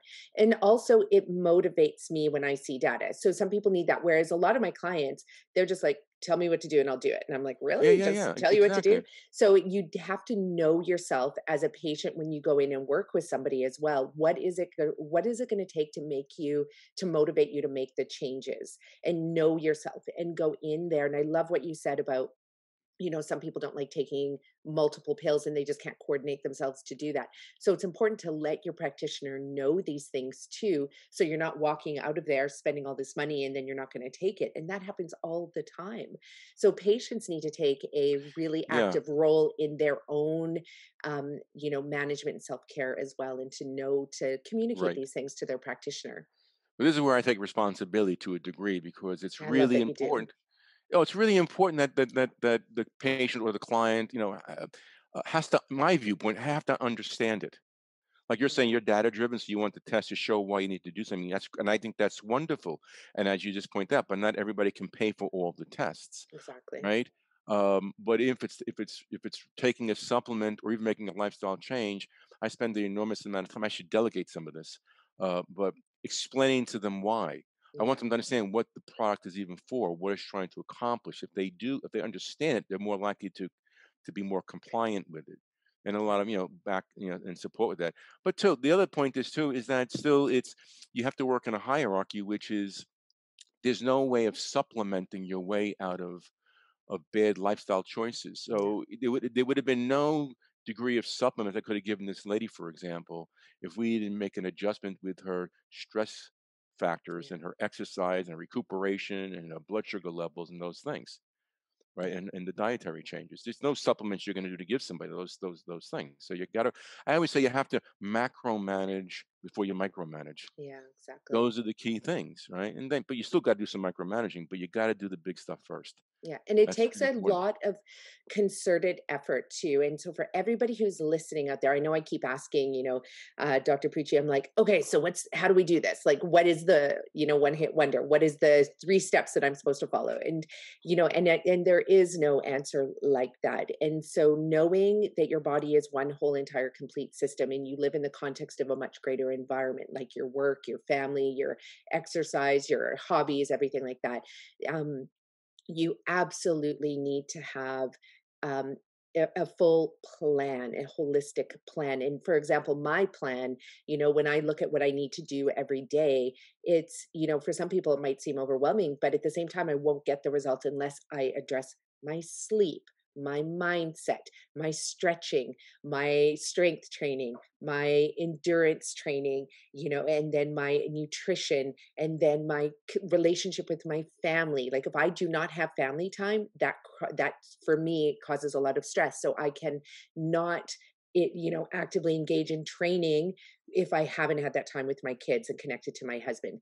And then of course there's connection to my community as well. Like, that is another big part. If I feel like I'm Yeah, disconnected from my community, then it actually puts stress on all other areas of my life as well. And it's not like a stress, like an anxiety or anything like that. It's, for me, it's that just a general knowing that my life is out of balance. And so, when you're looking at this, so many people put all emphasis in one area, thinking that's going to be like, if I just get 8 hours of sleep a night, that's going to be fine. But that's not the case. You right. have to address all areas simultaneously. Yeah, that's why you can use other disciplines to support you. If meditation and yoga for a lot of people is quite helpful, right? Working with nutritional people can be quite helpful. But yeah, I mean, like if you take, for example, what you're doing, when is your competition? When is your race across the, is it competition or it's just your own So, journey? yeah, so it's actually part of my PhD research. So I'm actually running from Victoria, British Columbia, all the way to St. John's, Newfoundland. So 7,120 kilometers, 4,400 miles, and running and biking. And so I'll be doing a half marathon every day for 75 days, and I'll be doing 80 kilometers of biking a day as well, in addition All right, to so that. half a marathon, was that 13 Yes. miles or something? Yeah. Half a mile, it's not kilometer. Uh, Half a marathon every day. Yeah, for That, 75 days. Yeah. So here's what it is that I'm doing this it's to raise awareness about food as medicine, and reversing type 2 diabetes amongst BIPOC communities across Canada. So, but I'm coupling everything basically. And the reason we're doing this is because I'm also looking at diet on my own health, and on this extreme endurance training. So using fully plant-based, whole food, unrefined food diet to fuel me. So I'll be getting every few days, I'll have over 700 different protein markers tested. I'm working with the Appalachian State University. They're Is going to it be blood looking. testing? It's Blood blood test? testing. Yep, blood testing. And I'd love to talk to you about other tests that I could run along the way as well to test for example, antibodies. Like we haven't thought about testing for antibodies against certain Well, it'd be things. interesting to test your hormones, wouldn't it too? Yeah, and test my hormones. I'll probably get a couple MRIs done, just to look at, so looking at different imaging and lab testing, and really just to see what effect it has on my immune system, because this has been done on individuals who follow an animal-based diet, and we've seen that people who do engage in endurance training, and a lot of athleticism, whether it's endurance or what would be the opposite of endurance, hardcore, like strength, I guess, kind A of high activities. intensity stress? High Yeah, yeah. intensity. Yes, thank you. High intensity. Short bursts, yeah. Exactly. And we do know that it does affect your immune system. And so what I'm trying to see is, does a plant-based diet affect it differently? Interesting. Yeah. Mhm. But I was gonna say, like, in part of this is that when are you gonna be doing this? Oh, June 1st, I leave. June Yeah. 1st. And so we are in February, right? And you started Yeah. your training when? About a year, December Okay. 2019. For your audience, I'm making this point for your audience, Yeah. which is you have a goal. Yes. You have a goal that I'm gonna do this 7,000-mile journey, right? Biking and running, and we're gonna be testing all these markers and all these different things, which is quite a feat. But you have to train for it. Yes. You're just not gonna wake up one day and decide to go 7,000 miles. Unless you're Forrest Gump, Yeah. right? Unless you're Forrest Gump, right? But he started running quite slow, it wasn't like Yeah. he yeah, exactly. That's right. He ran his block back and forth. Then he ran the neighborhood, right? Yeah, but no, Totally. but my point is that it's a journey, right? In other words, Yeah. you have a goal. This is my vision. I want to get to this place. I want to be able to do this. I'm starting my training a year and a half in advance, and I got to do. I'm not running a half a marathon every single day. I'm whatever your training module is, right? But you're building strength, you're building endurance, you're building resiliency here, right? So that finally you can do something. It's no different than anybody's health journey. That's why Mhm. it's not about coming in and saying, I got 20 years of these health issues going on and all these different things that are happening, and say, is there some magic supplement or just some magic thing I can do to make a difference? No, it's a process, right? That we got Mhm. to go through to get. The vision is what's the quality of the life that I want to have, right? We know what we don't want. Yeah. Right? We don't like feeling the way that we feel, right? Yeah. But what do we really, really want? Right. So, I mean, in your own personal journey, right? You, as you said, you're a mom, you have connection to your husband, you got connections to your community, you got businesses that you're doing this great challenge, you have all these different things that you're doing. You're living a full life, you're living a vital life, you're expressing who you are. That's where the greatest joy comes from, is it not? The greatest joy is Exactly. when we're expressing who we are. It's like Michelangelo always said when it was asked Michelangelo, how did you sculpt David out of a block of marble? And his answer was what? David was always in there. I had to chip away the excess. Exactly. Inherently, we all know that about ourselves. We all know that there's some greatness in there, some greater, higher purpose. And somehow our disappointment, we never really express those things. Right. And so when people are living a life when they're chronically tired and fatigued and moody and depressed and have headaches and joint pains and fibromyalgias and they're stressed out and they know they're not being the best mom they could be and they're not being the best spouse they can be and they're not making the best business decisions or they're it's that's depressing, right? And we want to be Exactly. able to have and live our lives and challenge ourselves in different ways. A lot of things that I'm doing now present in my practice is that I've transformed my whole life. I've transformed my practice. COVID has forced me to do this. There are Mm. so many things that I'm doing now that is out of my comfort zone, right? I Way bet. out of my Yeah. comfort zone, right? But I have to do it, and that's part of growth. And then you get more inspired and more excited, and then you begin to see and learn new things about yourself. Right? There's always these processes and these journeys, but you have to. So when you start getting healthy, you start making these journeys, and you're working through a process. And if you kind of see the vision at the end, what are you looking to achieve? How is your life going to be when you have energy? What are the things you're going to do? what your Exactly. relationship's going to be.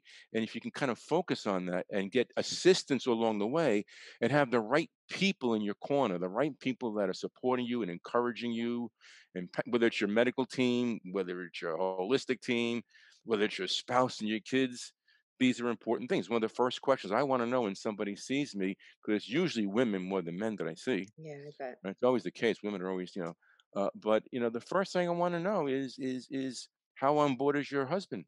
Yeah, With lifestyle changes. We're going to talk about all these things that we need to do dietary wise and investment in yourself. And is your husband on board and they're going to support with these changes? Because if your husband's not supporting you and your husband's poo-pooing this and saying, no, no, no, I don't want you to waste your time and your money with me because exactly. it's not going to work because that's going to pull you in a different direction and you're not going to follow through. And so it's hard when you can't get people on board, but we need support mechanisms. Right. And again, your Exactly. community and your kids and these different things, right? We're human beings and we're complex species. Yeah. We've evolved to be very complex species. Yeah. And It's we don't pretty live in a incredible. petri dish at We don't all. live in a petri dish, No. right? And we are spiritual beings, right? We are Yes. connected to spirituality. We're connected to individuals. That's why it's hard with COVID. We don't have that human to human contact, Yeah. right? We do these things. We're living lives now where we are more sedentary, more computer driven, but the body has evolved to move and we're not exercising and moving the way that we want to, right? We're indoors more. We're not getting outside and getting sunlight. We're not Exactly. designed for these things, right? But so we are complex people, and you got to look at the whole picture when you really work with somebody. I could just, and I'm in practice for a long time. I'm doing this functional medicine for a long time, and I do have, I would say a lot of people that come to me that have been to other functional, holistic, integrative doctors, Yeah. and they come in here and they drop a stack of tests on my desk, Yeah. right? And they have all these tests that are run. They have tests that I would run. And I'm like, well, what's going on? Like, why are you not getting any change? What's happening? Why are you seeing me? Right. And I guess some of the differences is what I'm explaining to you is that the doctors they're not connecting the dots. They don't really know how to interpret the tests. They don't know Hmm. how to apply what's important to the test and what's not important to the tests. In my experience, I'm not tooting my horn here, but I'm only because I'm at it a long time. I'm practicing functional medicine a heck of a lot different today than I did 10 years ago. Right. So it's a new profession. So when doctors are transitioning into like a lot of medical doctors that transition to functional medicine, what they do is they run a couple of functional tests, right? But they don't really know what to do with it. They throw a couple of Yeah. supplements at somebody, but they're still really looking at and treating the person from a medical viewpoint. Oh, yeah. And a lot of people will walk out with a prescription. They won't walk Yeah. out with supplements. They'll walk out with a prescription Yeah. because they'll see your TSH levels are high, or they'll see Yeah, I mean, that. sometimes the medication is necessary too, but I'm saying, but they Yeah, still look at it through a medical lens, and exactly. and that's what's different, right? Or a person is getting into this world and they run a couple of lab tests and they're just going by what the lab recommends, and they're Yeah. not thinking through the whole picture, and they're not really listening to the patient. One of the problems you see in medicine, right? You go to a medical doctor and the whole time they're looking at the computer and typing in notes Yeah. to cover for their malpractice stuff, right? Yeah. To document the visit, Yeah. right? Versus looking at their I handwritten am, chart yeah, like you are. I am the world's worst note taker. Yeah. I am the world's worst. It gets me in trouble all the time, right? When I'm Yeah. talking to patients, I can't write anything down. I'm just looking and talking to somebody, Yeah. right? And then when I go back, I'm like, oh, I didn't write any notes down. What I do last Yeah. visit? Oh, goodness gracious, right? But this is But how doctors used to practice. I read, I love reading narrative medicine, and narrative medicine is such a beautiful field that really complements functional medicine in just the sense that you're allowing the patient to tell their story. You're asking them questions where they can, reveal themselves through stories about their life. It might be about how they sleep, or their relationships, or their community, or that they hate their right, job, or that they, are really worried about their kids, or whatever it is. And this can tell a doctor so much. But doctors often, prior to the 70s, prior to a lot of these thyroid tests, they would actually, you know shake the patient's hand, put their hand on their shoulder, feel if their skin was clammy. They would look into their eyes, they would see their tongue as they were talking. And all of these things are indications of, that can help contribute to actually coming up with a plan for the patient versus, Yeah, yeah, when you're staring at your computer. And I think this is the number one thing we have to get away from, is having doctors that yes, literally have to, and maybe even have somebody else note taking while the doctor's interacting with the patient could be a simple solution to that. sure, For absolutely. sure, it might cost more a little bit, but in the end, though, it's going to reduce our overall medical, expenditures, because we're going to be able to get to the root cause of people's problems. Better healthcare, no doubt. Better healthcare, yeah, not sick care. Better healthcare. Yeah. Oh my gosh, I feel like I can talk to you all a Yeah, day yeah, and, yeah, days yeah. and days. We have so many Like-minded. That's right. things. We're like-minded. Yeah. Yeah, I feel like there's so many things you said that, gave me shivers. I feel like we've been living parallel lives, and in so many ways with how we interact with our patients and clients. Um, so as we're going on nearly 2 hours here, because we could talk forever, what are some of the there's still so many stories to tell, and I'm going to have you back on the show because there's so many pieces of, that we didn't even get Yeah. into. Yeah. But how what information would you like to leave with our audience? Because I know we have people listening right now that are like, oh my gosh, I love this guy. He lives in New York. How do I work with him? Number one. But what are some tips that you have for people who might not be able to get you as a, practitioner? How can you encourage them to take that first step to truly realizing the root cause of their health issues, and so that they can have them properly addressed? That's a good question. Um, yeah, I mean, if they're not able to work, I mean, I do work virtual. Thanks for COVID, I transitioned my practice to 90% virtual, so that's opened up a whole new Awesome. world for me, which is pretty cool. But I think for the first thing is is that people are what I find are self people who are listening to your podcast are probably not people that are reliant on the traditional medical model. They are people that are health seekers that are looking to be proactive. And that's the first thing, right? I want to be proactive, right? So very Right. often we need to get information, and there's no shortage of information out there. I do think that sometimes people can get into information overload, and they can get that sort of paralysis to analysis type of mentality. Um, I think that people can get, especially with the internet, they can start to bounce around too much. They can start Yeah. to listen to too many people and get too much information, and not be able to follow through on something. I think that if you can find someone that you're resonating with, whose message is good, is clear, is give it a stick with it, and don't try to listen to so many other things, right? But again, take personal inventory on the basics that we just talked about. Stop with personal. When I ask people questions in the office, most people can almost tell me what the problems are. They're gonna know they Yeah. have sleep problems. They know what this, right? Now those things are easy to say, but how do you resolve sleep? I mean, that's one of the most critical things people need to do, Yeah. right? Is sleep. Sleep deprivation is going to suppress your immune system, right? And then you're always going to get reinfected, and you can't fight things off. It's the most important thing. What happens when people get sick? They fall asleep, right?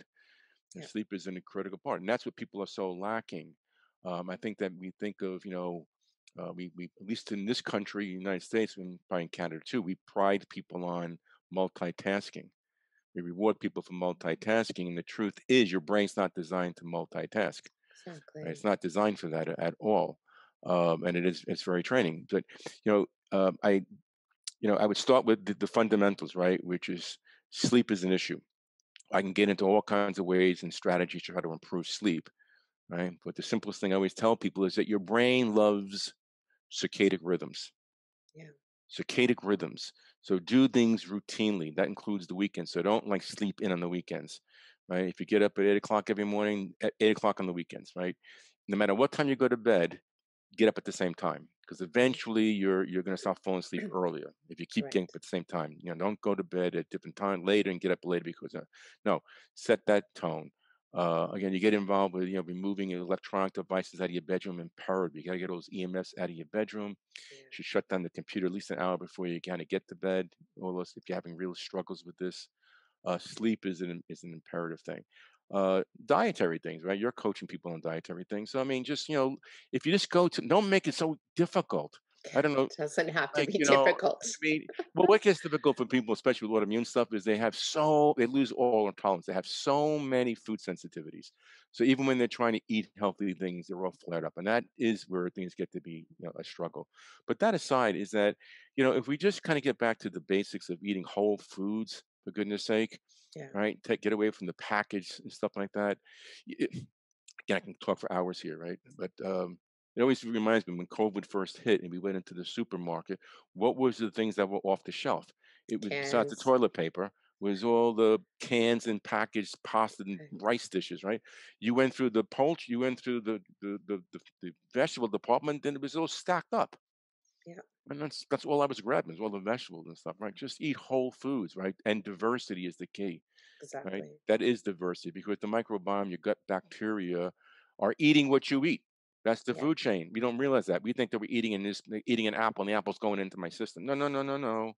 no. You're Your feeding your bacteria. bacteria. You're feeding the bacteria, right? We eat what the animal eats, Yeah.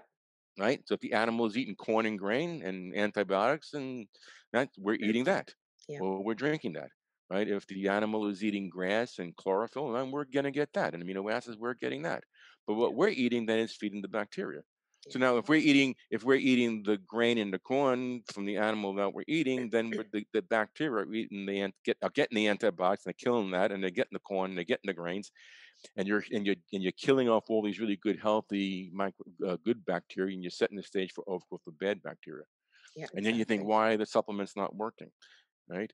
And then the other thing too, again, kind of is, sodium is another big thing, because sodium is good heavens, uh, in the world of autoimmunity, sodium turns on a really powerful inflammatory immune chemical called interleukin 6, or IL-6. It is the driver of autoimmunity.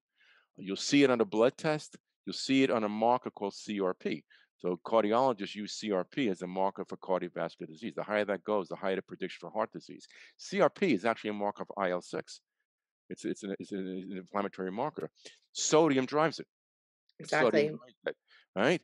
So when you go to a package store today, because of all the marketing, right, is everything's gluten-free this and gluten-free that. I've even seen gluten-free vegetables. I'm like, what? Exactly. I know. I'm like, I what saw is gluten that? free on a bag of apples. I was Yeah, what so is that?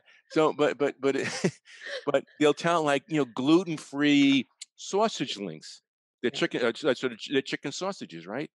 And I'm like, okay, I look at it, because, oh, it's chicken, it's not pork, and then you turn it over, and it'll be like 400 milligrams of sodium per link.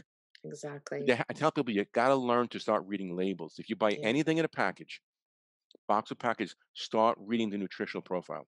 Yeah. Right? You want to look at sodium content, and you want to look at sugar content, and you also have to look at servings, Yeah. right? Because lots of times, like I'm saying, you'll say 4 chicken sausages, it's 400 milligrams of sodium per sausage. Yeah. That little package is 1,600 milligrams of sodium. That is so pro-inflammatory. That is turning on interleukin 6, which is going Yeah. to turn on vascular disease, turn on autoimmune diseases. You're like, what's going on here? Right? I'm eating gluten-free. Yeah. Whoa. Right? So you got to be able to start looking at packages and reading labels and just becoming alerted in that. Yeah. So And that taking applies to control. all the vegan people out there who are eating the packaged processed vegan products, Yeah. because it's the same thing. Those burgers, those everything are all All those loaded with sodium. It's preservatives and sodium yeah, and proteins that can turn on estrogens. yeah. So Isolates, like it's yeah, so terrible. they're not necessarily, it's all marketing, and so it doesn't mean that it's healthy stuff for you. That's where you have to get a little bit more learned. And but if you stay with whole foods, when you pick up a head of lettuce, you don't read a nutritional profile. It's No, not there, exactly.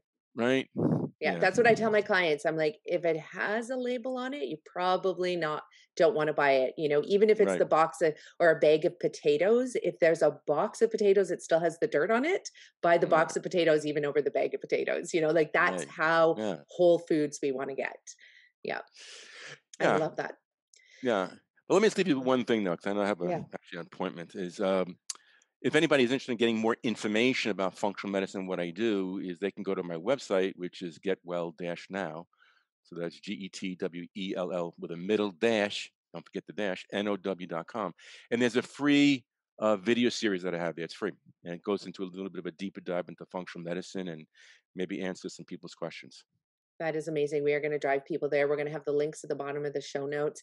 And one wish that I have for you, because I have interviewed a lot of doctors, I have taught a lot of doctors as well, Okay. about metabolic nutrition. And one wish that I have for you is that you would put a program together to teach other functional medicine doctors and physicians and practitioners and healthcare workers how Yeah. to be better practitioners. Because so many of the things that you said, I see clearly that you have that true holistic approach. It's not just a title that you're using in your Right. business name or, anything, but I see that you truly understand the connectivity between all of it, and you understand it, deeply. And I see that you're also someone who loves to keep learning. It's not that you learned something 25 years ago and it's the same thing you're teaching Yeah. today, No. No. No. Yeah. which unfortunately a lot of doctors still prescribe the same medications that they were taught in med school, despite the fact that, though, there's so much about those drugs Right. that we know now, but they're still doing it because they're not out there learning. So it's important for people out there, if you're listening, Dr. Pucci is somebody who clearly is one of those people. You want to look for those qualities in your practitioner, is someone who continually, like after the end of a long day with patients, goes and, reads the medical journals, looking at the literature and reading. So I just have to say thank you, thank you, thank you for everything that you do Yeah. in this Yeah. world. And maybe go out there and put a course together to teach other practitioners how to be better practitioners. Thank you so much. I'm in the process now of making courses, online courses on things like vascular health and hormones and stuff. But Right. maybe I'll take you up on that. It's not doing it for practitioners. Yeah, I think Thank that you for that the is an area. yeah. Yeah. Thank you for the encouragement on that. Appreciate that. Yeah, definitely. And I Yeah. know we're going to be in touch again. We're going to have you on our show again because there's so many areas we still need to cover. And it has been such a pleasure having you on our And show. I'm gonna be following your journey across Canada. Thank you. Thank you. And I'll be getting in Yeah. touch with you about some good data that we can collect along the way, because it's not All too right. often that somebody does this. So it'll be nice to be able to, show the Yeah. results. Thank you, Awesome. Dr. Pucci. All Have right. an Bye bye. amazing day. Bye. Thanks. Bye bye. Hi, everyone. How did you enjoy that podcast? I just want to say thank you so much for taking the time to listen to our shows. We do the long form podcast because I think it's important to really dive into these topics. We live in a world where everything is clickbait and fast Instagram posts and, pictures here and pictures there, but without really any deep meaning behind any of them. And we know that that's not going to get you the information that you need right now so that you can implement the lifestyle changes that we talked about on the show with Dr. Douglas Pucci.